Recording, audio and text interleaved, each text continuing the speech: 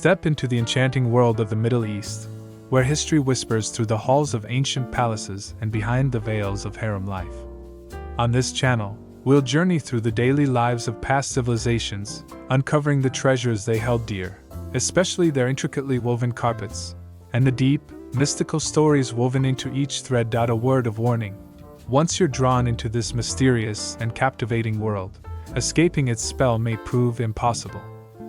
This video will focus on the intrigues and tricks, insatiable pleasures, expensive gifts, and the intrigues and tricks that took place in the harem of the once superpowers of the Ottoman and Persian empires when they were at the peak of their power. Hidden behind gilded doors and labyrinthine corridors lay the heart of power, luxury, and artistry in the medieval Ottoman and Persian empires, the harem. Far more than a realm of allure and intimacy, these spaces were theaters of politics, culture, and unimaginable wealth. Today, we step into the shadows of history to uncover the treasures that adorn these sacred chambers, jewels that whispered of empires, carpets woven with secrets, and gold that illuminated the darkest corners of desire. To understand the harem is to unravel a paradox, a place of seclusion that shaped empires. In Istanbul's Topkapi Palace, the Harem-i Humayun housed the sultan's family, concubines, and political allies. Meanwhile, in Safavid Persia, harems were centers of patronage for poetry, music, and craftsmanship. But it was the objects within these spaces, luxurious, symbolic, and meticulously crafted, that revealed their true power. Gold was the canvas, gemstones the language. Ottoman women of the court wore telkari, delicate filigree bracelets studded with amethysts and turquoise, believed to ward off the evil eye. Persian noblewomen draped themselves in layered strands of pearls, a symbol of purity and prestige. But the ultimate status symbol? The Sultanite, a rare Anatolian stone that shimmered honeygold by candlelight, a fitting metaphor for the harem's enigmatic beauty. Even the air was perfumed with luxury. Incense burners of silver and jade released scents of amber and rose, while mirrors framed in lapis lazuli reflected not just faces, but fortunes.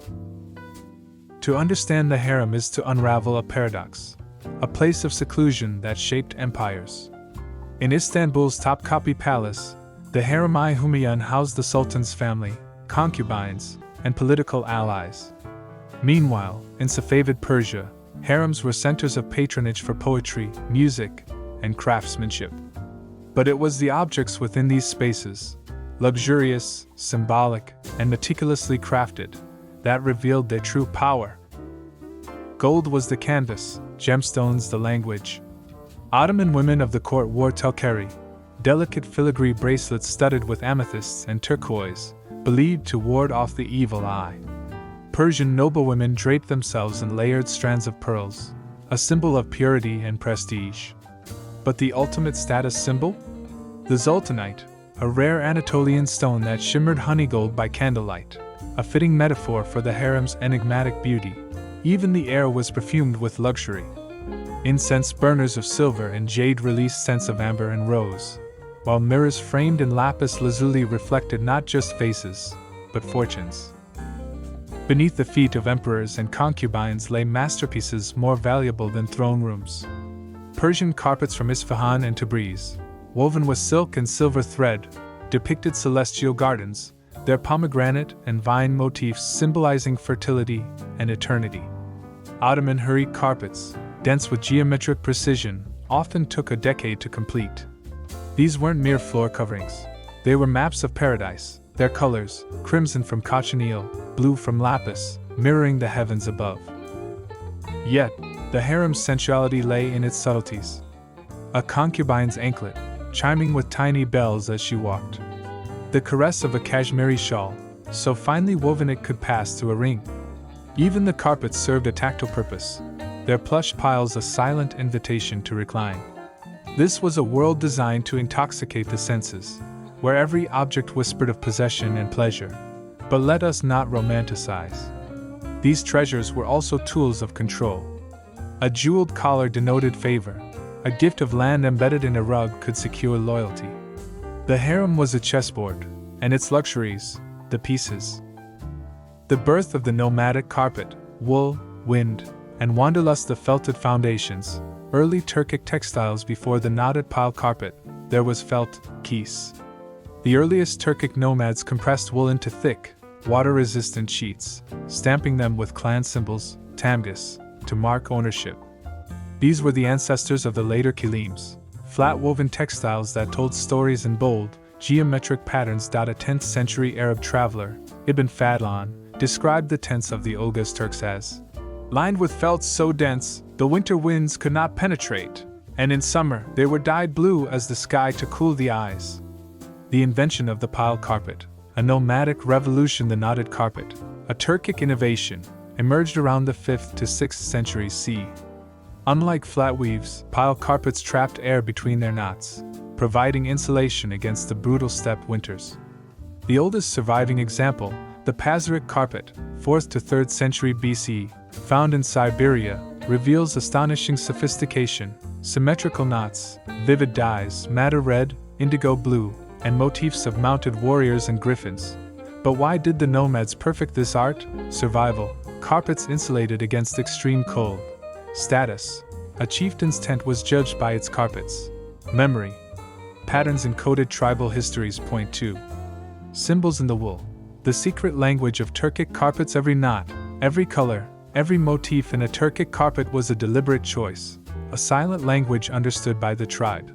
Sacred geometry. From shamanism to Islam, early Turkic motifs were deeply shamanistic. The kochak, ram's horn, symbolized strength and virility. The aliblind, hands on hips, a fertility goddess motif. The wolf. Bozkurt, the legendary ancestor of the Turks. With the conversion to Islam, these symbols were subtly Islamized. The endless knot, Sensual, became a Sufi metaphor for divine unity, while the tree of life motif bridged Tingriist and Islamic cosmology. The erotics of the loom, carpets as objects of desire. In the Divanu Lugati Turk, 11th century, Mahmud al-Kashgari recorded Turkic love poems comparing a woman's hair to the black fringe of a hali. Carpets were sensual objects. Bridal carpets, gelinlik, were woven with pomegranates, fertility, and interlocking diamonds, union.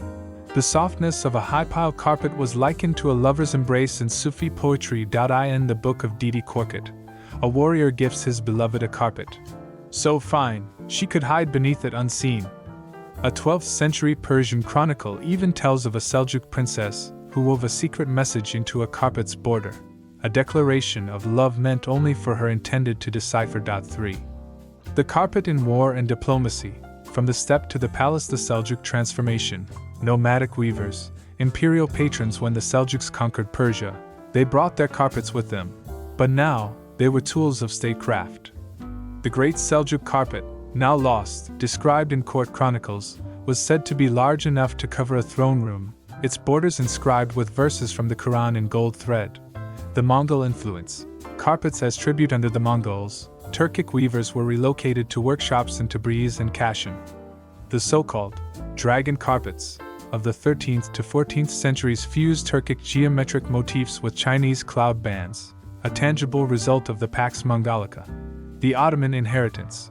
From Tint to Topkapi, the 15th century, Ottoman sultans were commissioning carpets from nomadic tribes for their palaces. The Yursak carpets, with their lush floral medallions, became so coveted that European monarchs like Henry VIII displayed them as trophies. 4. The legacy of the nomadic loom. From medieval tents to modern museums, surviving fragments. The carpets that defied time. Few medieval Turkic carpets survive intact, but those that do are breathtaking. The Seljuk animal carpet, 13th century, Konya, features stylized lions and phoenixes. The Marbi rug, 14th century, Sweden, was carried by Viking traders from the Caspian. The Fustat fragments, Cairo, prove Turkic carpets reached Africa via the Silk Road. The modern revival, nomadic weaving. Today in remote Anatolian villages, women still weave carpets using medieval techniques. The Yorick nomads of Turkey produce pieces nearly identical to those of their ancestors, proof that the nomadic loom never truly stopped. Conclusion. The carpet as eternal wanderer. The medieval Turkic carpet was more than an object. It was a nomad's soul rendered in